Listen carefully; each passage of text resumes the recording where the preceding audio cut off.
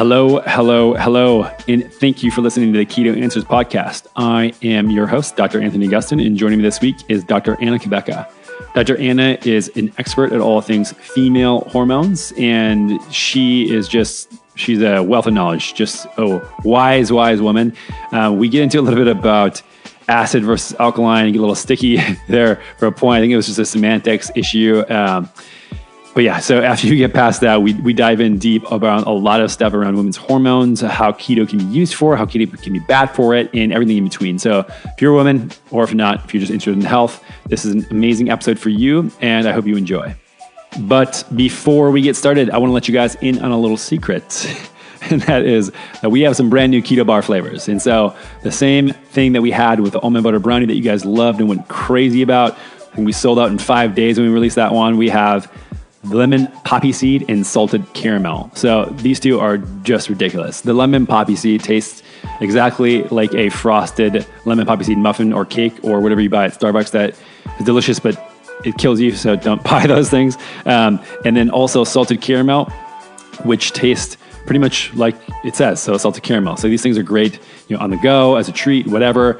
Same standards we have with the other bar. So we tested blood sugar with this, no blood sugar spike, no effect in ketone levels, actually increased a couple of team members' ketone levels. And yeah, otherwise the exact same. We actually bumped the collagen from 10 to 11 just because, 10 grams was enough. So we had to go 11. Otherwise, these things are amazing. So if you want to try them out before they go to stock, which may happen very, very soon, we just launched them at perfectketo.com and use the code NEWKETOBARS to get 20% off your order this whole month. So go stock up now. And if you already have, then go grab your favorite flavor. Mine is the lemon poppy seed. Unwrap that little sucker and enjoy it for this show. Doc, thanks for coming on the show today. It's great to be here. Thanks for having me. So one of the biggest audience we have in keto, and the questions I get a lot, which I am certainly not an expert at, is how does keto affect hormones in women's health? And so I've done a little bit of research and have published some stuff on this, but ultimately you are the expert. And so super happy to have you on and share your knowledge. I'm happy to be here. It's definitely a passionate area of mine. So why don't you just go ahead and maybe tell folks who don't know about you, your background and kind of your qualifications now, and then kind of what led you to that point. Yeah, thank you. Well, I am a triple board certified physician predominantly because I needed to find answers. And I kept looking, researching, and studying for both myself and my patients. So I'm 52 years old now. And at age 38, I was diagnosed with menopause, premature menopause, early ovarian failure, and told I was irreversibly infertile, would never have another child. I was, and I struggled. Certainly I struggled with that because at that point I was a board certified gynecologist and obstetrician, Emory University trained, and already a hormone expert and sexual health expert. So I knew hormones inside and out. So I thought, right? But something I learned, Anthony, is that it takes more than hormones to heal our hormones. So, and that's what we want to do. We want to fix our hormones. And so now working with, tens of thousands of women and now hundreds of thousands of women online, I recognize that generally we are confused about our hormones, about what's happening in our body, and let alone how to fix it. So that's been my journey and my mission. So when it comes to keto, I recognized early in my practice the benefits of keto for brain health, for weight loss. And however, whenever I tried strictly a really restrictive low carbohydrate diet with my clients, especially in the perimenopausal area, we'd get some not such great feedback, irritability. And I called it keto crazy. That's what I felt. That's what I experienced. And I was like, well, there's something, men can do keto a lot better than women. They have some great reserves or something. So I had to figure out what's going on. And that's where I really created my Keto Green way to fix hormones, to add the alkalinizing component that we know very well in functional medicine is important for decreasing inflammation, is helpful for detoxification. It also is hugely balancing for hormones. And add in the keto component, which empowers brain health, clarity, and the hormonal side of things, the insulin sensitivity, and that really is a powerful combination to help women.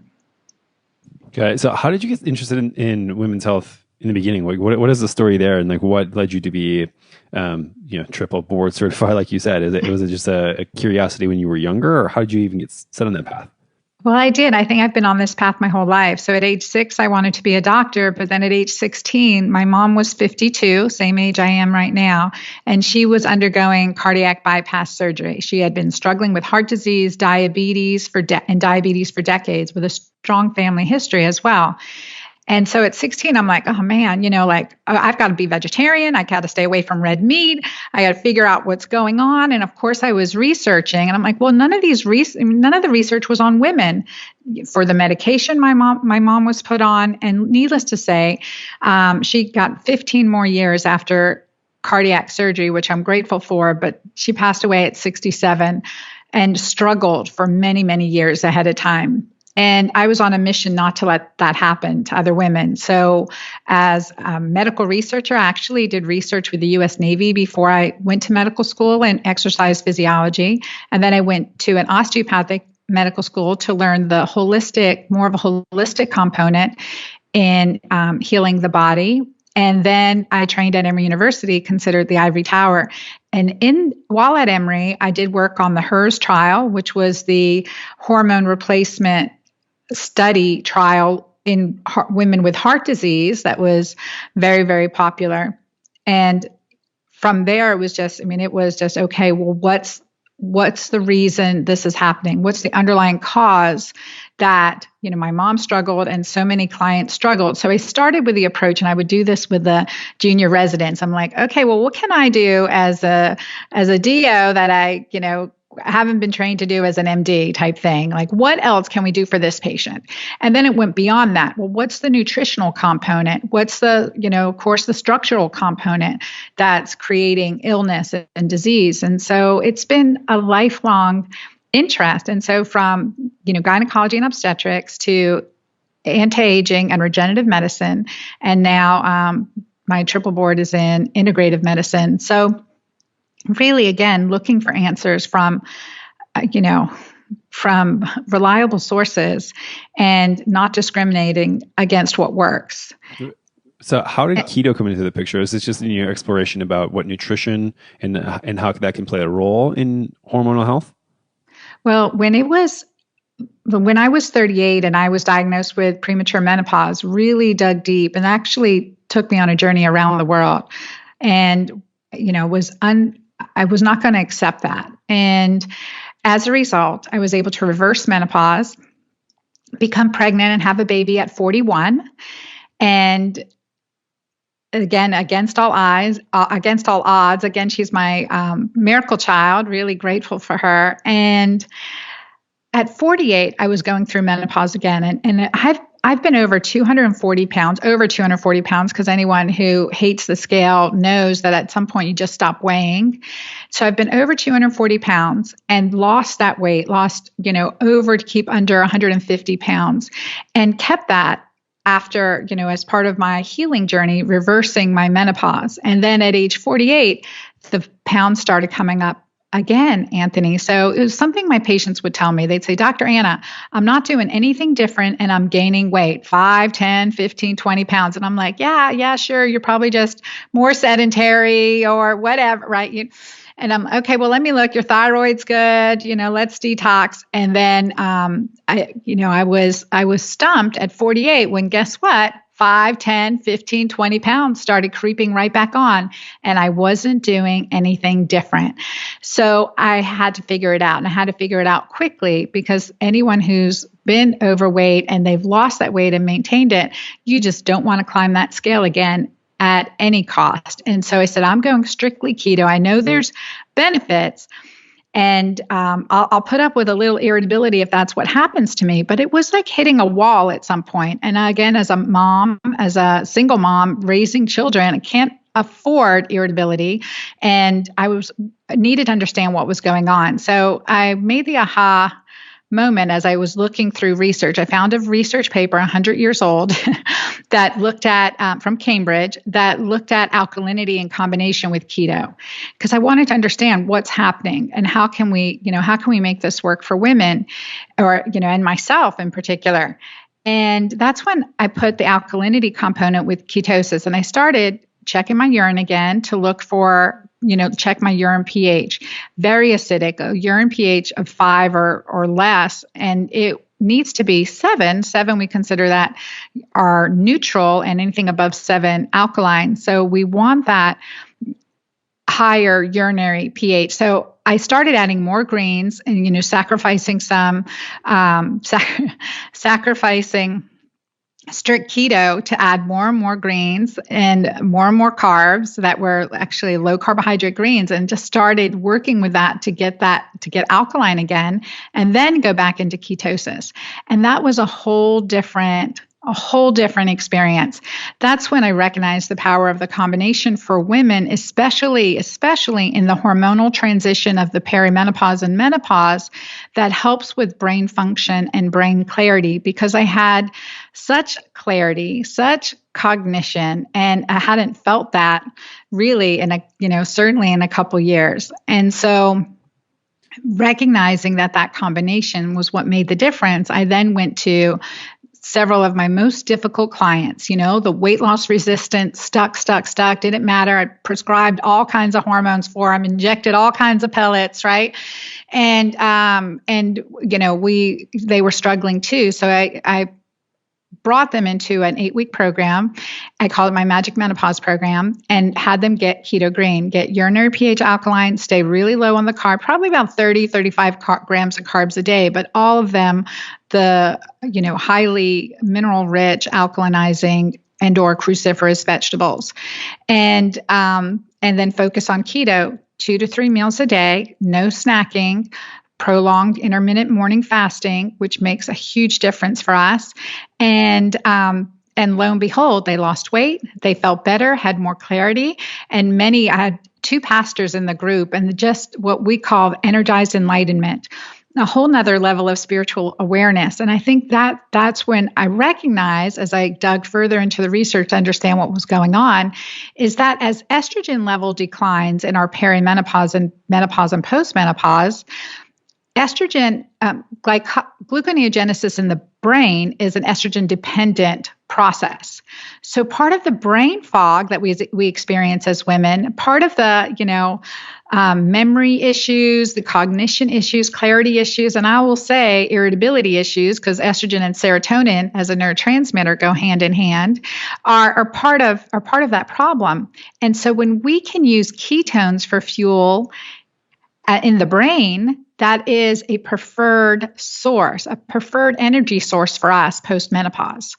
And that's the power of the combination. And then to, go back, we're checking urinary pH. We're not talking about blood pH, where we get into some misinformation when it comes into the alkalinity realm.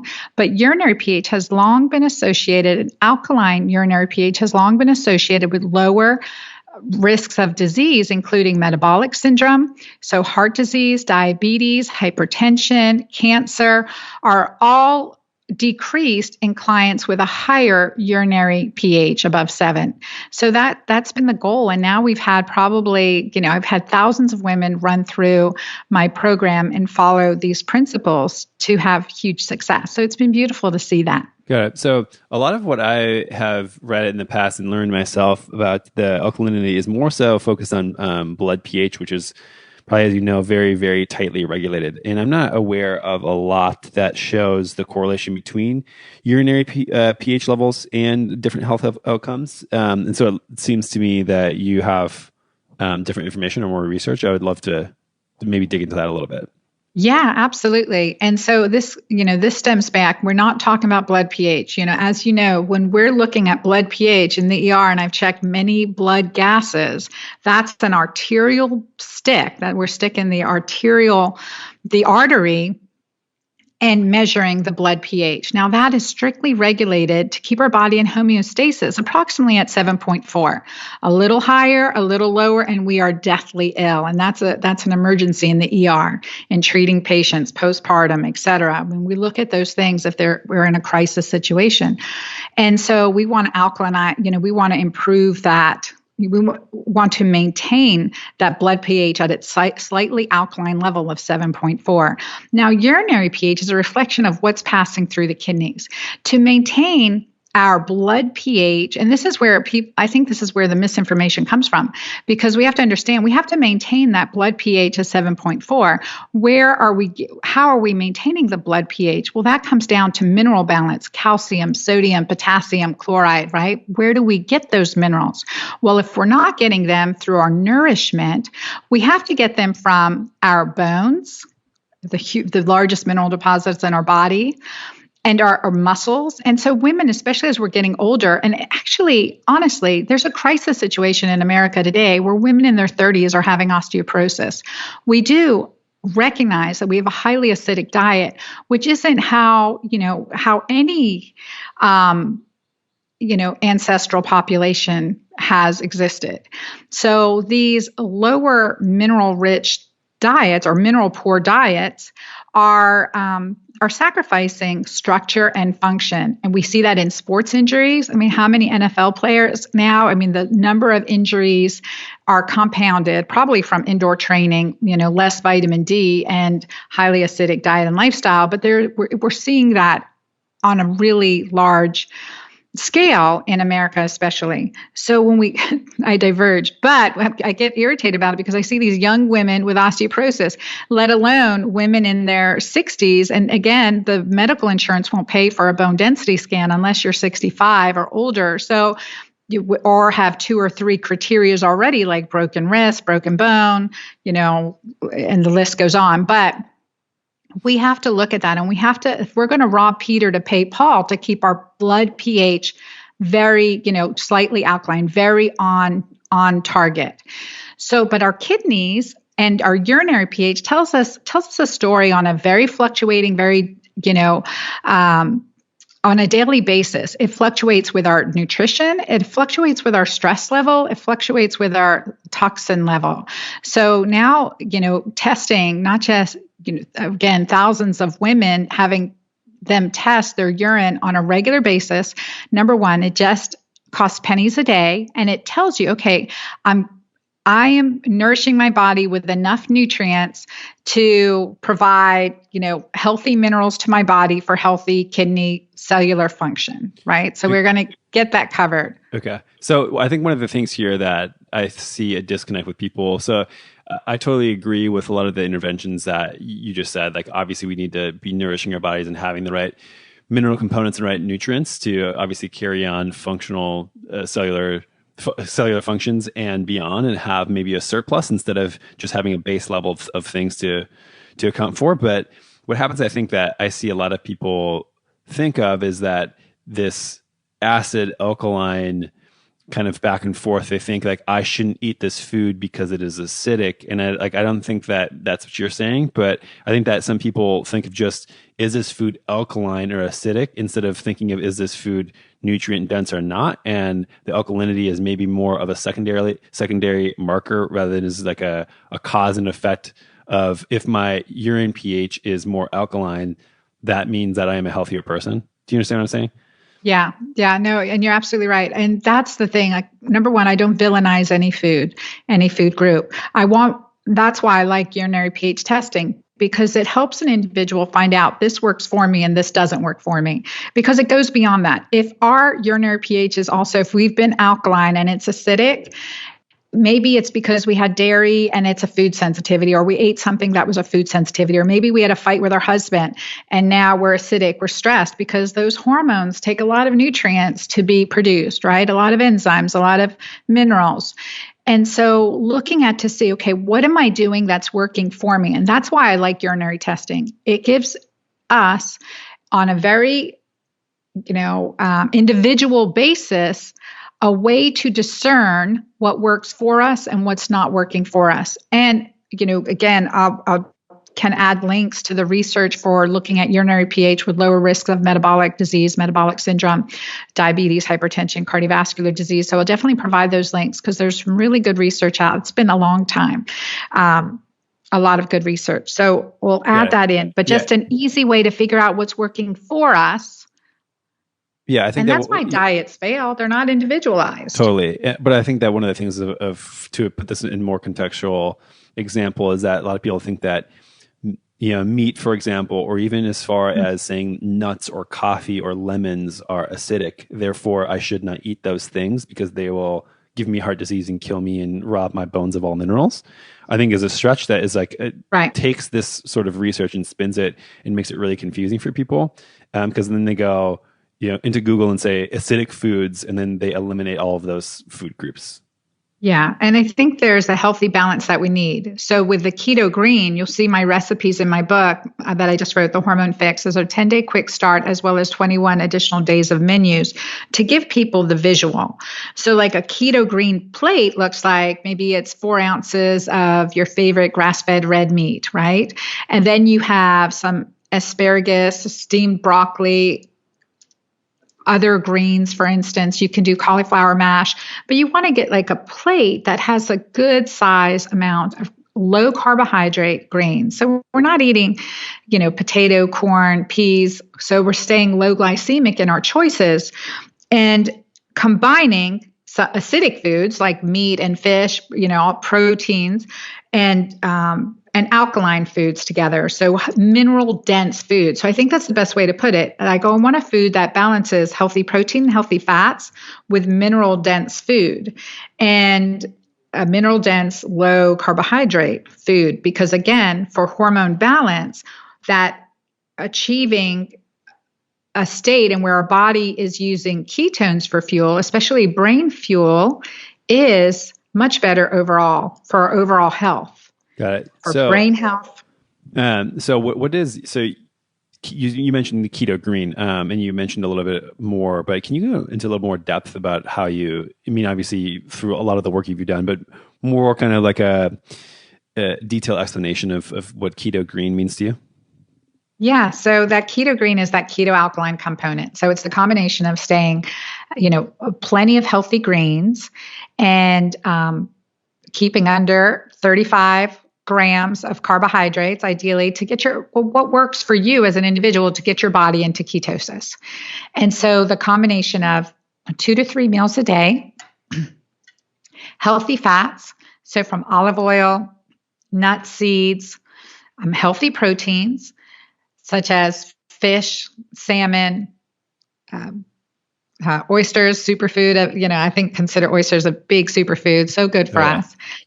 Grass-fed meat. And then again, just that plenty green. So Keto Green is getting your body into ketosis while maintaining or working to get, highly nutrient dense foods into your diet. And for me, it means checking your urinary pH to make sure you are it's working for you. Because if you're not testing, you're just guessing. And that's where we fail. That's where we get off track. And helping and checking something as simple as urinary pH. And actually, I have clients, especially getting started, check urinary ketones as well. I created urinary pH ketone strips, keto pH strips that check both for just an easy and expensive way to monitor what they're doing, to kind of get in to figure out what's working for them and what's not working for them. And that's where it's been interesting. So I've worked now with, thousands of women in my online programs working to do this. And I will tell you, initially they hate checking their urinary pH. They hate testing their urine, but eventually they love it. And they love seeing ketones on that urine test strip and, the pH greater than 7, it's like red and green and it's Christmas. It feels like Christmas. And they feel that clarity. And what many women have found out is that, wow, even after having a great dinner out with friends, laughing, et cetera, and maybe not being so keto, maybe that was a feasting, but they still wake up the next morning with alkalinity. And when they're doing that, when we're waking up alkaline, it typically means we're sleeping better. Our body is resting and restoring itself in a more ideal way. So that's what we're noticing with the Keto Green approach. And so got it. And then long answer. Yeah, it sounds pretty nutrient dense, which I love. And then earlier you mentioned a little bit about the differences between how men thrive on keto and how women can sometimes stumble a little bit. Is it just due to the fact of not having these nutrient dense foods, or what have you experienced there as far as hormonal responses to a ketogenic diet in general? Yeah, I think there's several things where, again, women and men are different, right? No big surprise.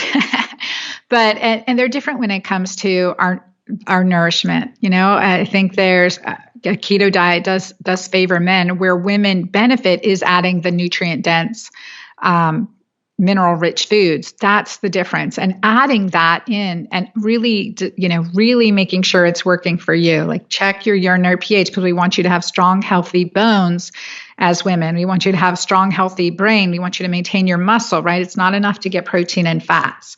We need to get those nutrient dense minerals on board too. So from food with the fiber, et cetera. So women, I find, do better when they eat before 10, when they break fast before 10 a.m.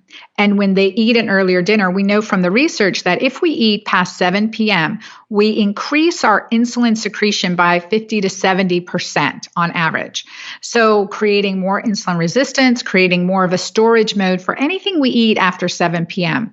So with working with women, moving that last meal up to a lighter meal and between 5 to 6, 5 to 7, and fasting from that meal through, breakfast is ideal for women for hormone balance, so that we're getting nutrients, healthy fats right away, good brain fuel, staving off hunger, hence improving our willpower when we break fast by 10 a.m. as well, with healthy protein. I call it my Keto Green shake in the morning. So a healthy Keto Green breakfast or Keto Green shake, something like a salmon, a cucumber salmon roll with capers is a beautiful Keto Green breakfast, something like that. Got it. And then do you ever notice, because I know there's kind of some controversy out there about women needing to eat carbs intermittently or do carb cycling or carb ups. What is your thought process on that? I think that if we're figuring out what's working for us and what's working against us, that's what makes a difference. So I think different women will, need to tailor it individually. But overall, following this, 2 to 3 meal a day plan, it's like you're getting enough. You're getting enough. Like if you're getting 35, sometimes up to 50 grams of carbs, I mean, just as long as you're seeing what's working for you, you're going to be in a healthy state. Now, I also say, Anthony, there's time. We want metabolic flexibility. And I also want to be able to party and feast, right? Okay. We want that too. So there's time for fasting, there's time for feasting, and there's time for moderation. So I encourage that in my clients. Like, go out, celebrate, don't worry, as long as you're not eating a food sensitivity or something that's going to take you down. And if it does, you just make note of it, and then you're not going to do that again. So, there's time for feasting, time for fasting, and time for, moderation. Right. And I kind of call it my 10-80-10 rule. And so, because that's what I want. I'm not giving up feasting, right. Anthony. I'll see you at Keto Green. Keto. We'll make sure to hit some barbecue. So what about women who maybe don't have the testing or just getting into this stuff, some signs or symptoms that they may notice that their hormones are not working properly? Yeah, definitely the weight loss resistance, fatigue, brain fog, and the list goes on, hot flashes, night sweats, waking up. And this is something my clients would tell me, waking up and not feeling rested. And also, it's loss of sexual desire, decreased libido. I mean, those are all symptoms of hormone imbalance. And some uncommon symptoms are, heart palpitations, lower extremity edema or restless leg syndrome even. So we get these symptoms of hormone imbalance. And when we go Keto Green, when we work to optimize our major hormones, which I always, again, as a gynecologist, I love to say that estrogen, progesterone, testosterone, that those are the most important hormones in women. But truth is, it's insulin and cortisol and my absolute favorite hormone, oxytocin. I dedicate a whole chapter in my book to oxytocin. My next book will probably be all about it. But it's important to understand these hormones. So using ketosis to create insulin sensitivity creates hormone stability, because insulin affects our progesterone, our testosterone, our DHEA, the list goes on. And to create an alkalinity, that helps improve cortisol, and with that, our circadian rhythm, and helps us feel calmer, peaceful, less irritated. So many women have said to me, Dr. Anna, I don't even feel like myself. I feel irritable. When is this going to stop? And that's why that alkalinity is so important. That piece is so important. It helps with cortisol balance, and it helps with, again, decreasing inflammation, which creates agitation. Inflammation creates agitation. So we want to decrease that so that we have the peace that surpasses all understanding, as it says biblically in the Bible, to experience that. And I believe this, getting keto-alkaline or keto green is a step in the right direction to have that centerness, that grounding, that hormonal balance. And from there, estrogen, progesterone, testosterone, DHEA, those hormones are important. But when we're stressed, we're depleting. Of course, we're depleting our sex steroids. And when our body's stressed, whether it's physical, emotional, or perceived, we will deplete our estrogen and testosterone. Those reproductive hormones are end-of-the-line hormones. And of course, in times of stress, naturally, it's not a reproductive state. So those hormones aren't as produced, the levels aren't as optimal. So we see these low normal levels or low levels that are definitely not optimal in women. And we need to fix that too. But we have to start above, and then we can add progesterone. Then we can add, again, bioidentical progesterone. We can add DHEA. I often use DHEA and testosterone in both men and women to help really fine tune and balance hormones as well. Got it. But so this lifestyle makes a difference. So you threw a lot of different hormones out there that a lot of people are probably now freaked out of, like, is my insulin or cortisol or oxytocin not where it needs to be? I mean, what are the things do people need to go get blood tests or urine tests? They need to just look at, symptoms and then switch to making sure that nutrition is appropriate. I mean, what are the first things that people can do to benchmark their own health markers here? Yeah, well, that's a great question. I'm sorry about that. Oh, no problem. I love hormones. And my book, The Hormone Fix, I go into a whole chapter on hormones, another whole chapter on testing, and then again, applying the lifestyle and nutrition strategies to fix hormones. So you can definitely do it without testing. You can jump right in. But there are 4 key tests that I recommend everyone know. Just like the number of your weight on the scale. So your weight on the scale. There are other lab tests that I want you to know, and I want everyone to know their HSCRP. And that's an inflammatory marker. So that's highly sensitive C-reactive protein, not a straight C-reactive protein, but a HSCRP, highly sensitive or cardio C-reactive protein. So just write this down. And that's a number you want to know. If you haven't had that checked, we want to know that number. It's an inflammatory marker, and often we see it elevated in low-grade inflammation and also in chronic disease as well as cancer. And what I've seen happen over time through following my Keto Green way is that number decreases down to below 1, which is where we want it. I one time, again, checking this in my medical practice, this client was referred to me. She was a 47-year-old female who was referred to me from her cardiologist for irregular bleeding. And she'd been seen by a cardiologist, was at least 70 pounds overweight, was really struggling, hated life, ached all over.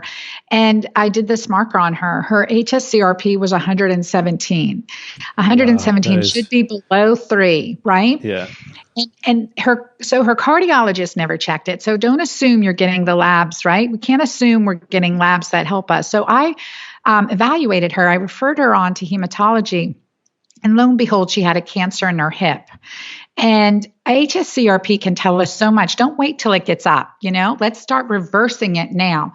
And that's where, combining ketosis with alkalinity can really improve our results. So HSCRP. The second one is the hemoglobin A1C. Now, many people, you can check your blood sugars now at home, just like I have a ketone monitor, I have a blood glucose monitor as well. And so, but you can check for long-term glycemic control. You want to look at a hemoglobin A1C, and this is a crucial number. Now, unless it's above 6, close to 7, you're not considered diabetic, but anything over 5.3, which is well in the normal range, every point above that, every 0.1 above 5.3 increases your risk of Alzheimer's disease and dementia exponentially. So we have to get that number down. Now, mine at one time, again, family history on both sides. I'm the age my mom was when she had her first heart surgery. My hemoglobin A1C when I was fully practicing OBGYN was 5.6. It is now 4.8. I have seen hemoglobin A1Cs go from 10 to 7. I have seen hemoglobin A1Cs consistently drop below 5.0. And that's really, wow, you're making a big change in your life when you do that. So look at that number, hemoglobin A1C. And then do I have time to give my 2 more? Oh, yeah. So another a really important marker is your vitamin D 25 hydroxide. I know you've talked about vitamin D, Anthony, and that's where our nutrition and lifestyle. And I like to think of the keto tribe as people that are outdoors, right? That are in nature, that are athletic, that are building muscle, getting sunshine. I like to believe that. And that's an inspiration to me to actually get outside. Something I've asked clients in my Magic Menopause program is when was the last time your bare feet touched the earth? And I had one woman write to me that it'd been decades. It'd been decades since she was outside barefoot. I encourage my clients to go outside first thing in the morning, if you can, bare feet, and just make sure you get morning sunlight into your eyes, unobstructed, without glasses on, and a simple test to know if you're functionally vitamin D insufficient would be to go outside without sunglasses on and, early morning, not look directly at the sun, but off to the right or off to the left, and see how your eyes tolerate it. So many clients have such light sensitivity now, and that is a sign that, that is contributing to circadian rhythm dysfunction or, hormone imbalance ultimately, right? So we want to improve our vitamin D. So vitamin D 25 hydroxy, and we want it above 50, typically optimal 50 to 80. And another pet peeve, Anthony, is seeing a client refer to me. She, I never forget this one beautiful lady from Southeast Georgia, an African-American client that had been treated for breast cancer. And she was 67 years old, and she was a retired school teacher and salt and pepper gray hair at her age, and was so sincere. She said, that she had heard about me and wanted my help. And so first thing I checked was a vitamin D level on her. And as I look back through all her labs, she never had a vitamin D level on her. And now here she was post breast cancer, and her vitamin D level was 11. 11. I wanted to cry. And I was so angry about that, and because we know the lower your vitamin D, the increased risk for breast cancer. Here is someone who's already been diagnosed with breast cancer, been treated with breast cancer, and no one's optimizing or decreasing her risk of getting recurrent breast cancer from this holistic standpoint, something as easy as vitamin D replacement, something as easy as encouraging sunlight exposure, something as important. Because when our vitamin D 25 hydroxy are naturally above 50 or more, we have a significantly decreased risk of breast cancer, heart disease, and the list goes on. So vitamin D 25 hydroxy. And it's important to get it naturally. And if we replace, it's vitamin D3 with K2. Vitamin D says deposit calcium, vitamin K says wear. That's why we're seeing more kidney stones and calcification. So we really want to make sure we're combining. And I talk about this in my book in detail. So, and then the last one is DHEAS. So if I'm looking at a blood test that I can get back in a day, I'm going to look at the HSCRP, the hemoglobin A1C, the vitamin D 25 hydroxy, and DHEAS, because DHEA in both men and women peaks in our 20s and declines from there. Higher levels are associated with healthy brain, healthy immune function, lower cancers, and definitely healthier sex drive, and so much more from there. Bones, brain, breast, all of that are optimized with healthy DHEA levels. And it's important for sexual function too. So So that's a number that we want to look at and make sure we're optimizing it. And how we do a lot of it's naturally because DHEA is secreted by our adrenals predominantly, also ovaries in women and testes in men. But we want to, optimize it through pretty much stress reduction, lifestyle. If we have to supplement, very, very low doses can be very beneficial. I use DHEA in my anti-aging feminine cream for women called Julva because it has great cellular anti-aging properties as well. So those are the four lab tests that very easy, very inexpensive that I recommend my clients get. Got it. So I think that's a good start. And then you said that there's a lot of different things you do with nutrition with the Keto Green. What about other lifestyle factors that can help kind of put this stuff in the right direction for most people? Yeah. There are so many, where to start, I think, is the one that's hardest for most people growing up in America is the no snacking rule. No snacking. Anthony, what do you tell your clients about snacking? I say, eat a real meal when you're hungry is what I say. Exactly. And so there's no need for us to snack. And snacking actually increases insulin resistance. And I always have women in my programs that are on 3 meals, 3 snacks a day. And I tell, I get them to stop that. And they worry that they're going to have hypoglycemia as a result of stopping that. I'm like, actually, quite the opposite. Eat lower carbs so you're not spiking your insulin up so high that it's driving down your blood glucose too low, number one, but eat healthy fats and proteins at your meal, especially starting out the day. So the lowest carb meal technically should be in the morning with the highest carb meal in the evening, at least for my menopausal clients, and that can make a difference. So I think that's one of the biggest rules. And then allowing our bodies to rest and digest overnight. So no late night meals, no late night snacking. That's a really big one. No late night drinking, because many women are getting up, many women and men get up in the middle of the night to use the bathroom, and that disrupts sleep. So very simply, restricting the amount we're drinking after our last meal so that we're not getting up in the middle of the night is beneficial, but also so we're not diluting our digestive enzymes that need to completely digest the food we've eaten from our last meal, so that we're really repairing and restoring our body while we're sleeping versus digesting. What about any other non-nutrition lifestyle modifications that you work with? Hormone disruptors. Hormone disruptors are a big one. So looking at what's in our cosmetics, removing endocrine disruptors from our lifestyle and our diet. So from chemicals we use in our home, water we're drinking, and so that makeup we're using. That's a really big factor in women. I really do believe part of the thyroid disease phenomenon that we're seeing are from a lot of the topical toxins we've been using. So how does that, with a hormone disruptor like that, can you give some examples that people maybe aren't thinking of that are more impactful than they are not realizing? Yeah, well, definitely. Like even shampoos and shampoo, I think it's estimated and that by the time a woman leaves her house in the morning, she's put on over 120 chemicals on her body. Wow. So yeah, that's huge. And typically say if we can eat it, we can use it, right? So many of the things we're putting on our body, are we washing our hands with hand soap with chemicals? Are we using an antiseptic gel on our hands, which can disrupt our microbiome? We know. Is the shampoo and conditioner that we're using on our hair, does it contain parabens? So the methyl parabens, butyl parabens have negative effects on our bodies and our hormones as well.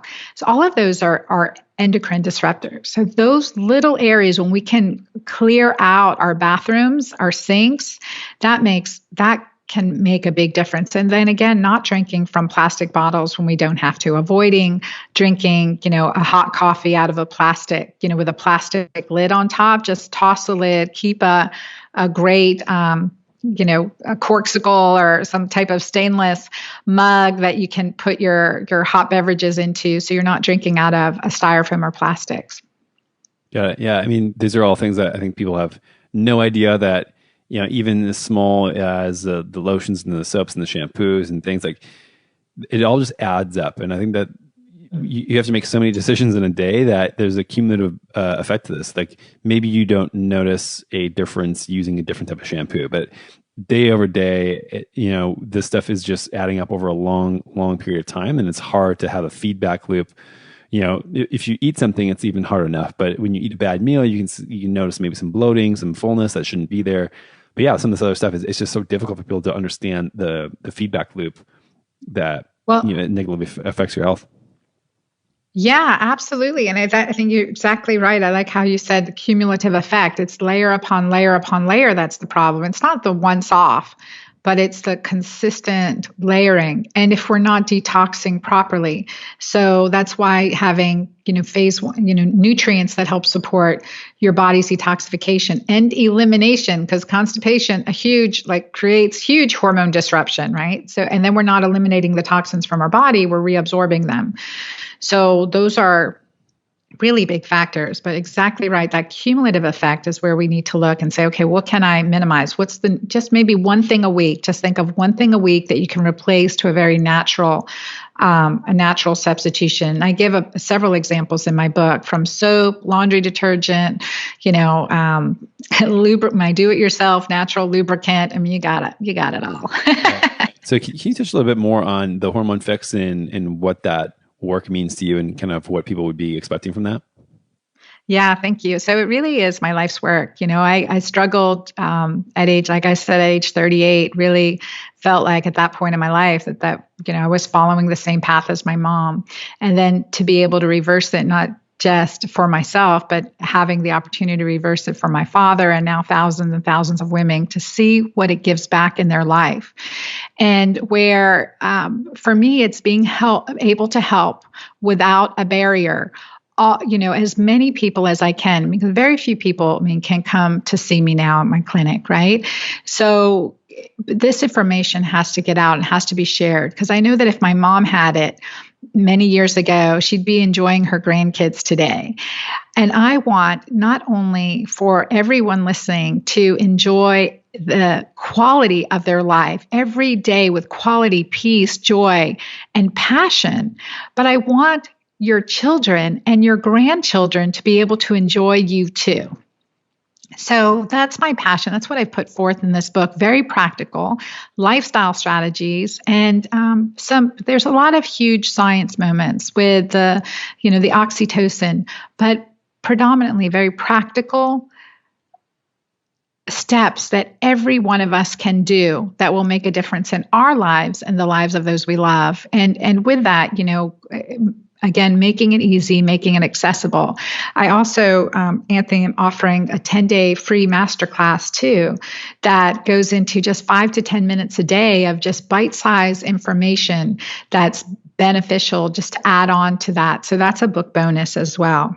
Awesome. Where can people find these? Obviously, the book, I'm sure, is in Amazon and a bunch of other places, but what about the 10-day?